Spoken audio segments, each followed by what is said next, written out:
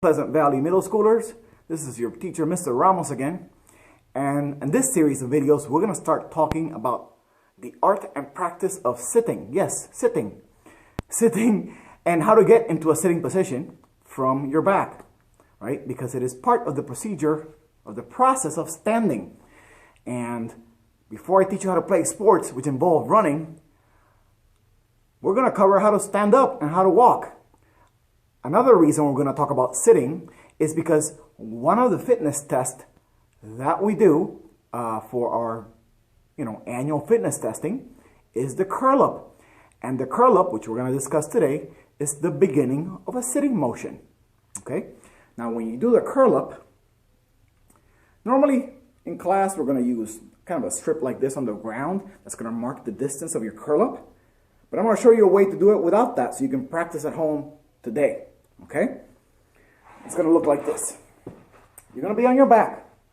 The same position where we did our breathing, which is great because that way you can breathe and then curl up and practice them both together. You're going to be on your back.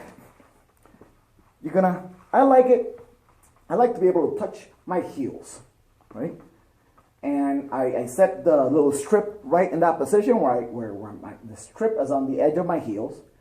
And then if I were to do it in your test, or you're going to do it in your test, this is how you're going to do it. Your head goes up first. So your head curls first. Head curls first. And then your rib cage. And you go from the top of this little strip to the bottom of this little strip. Now, you're practicing at home and don't have a strip. Do this. Touch your ankles. Touch your heels, I'm sorry. Touch the heels. And then go from the heels to the front of your ankle. The heels to the front of your ankle. And it's the same distance, more or less, than the strip is going to be. Remember, head goes first, then rib cage.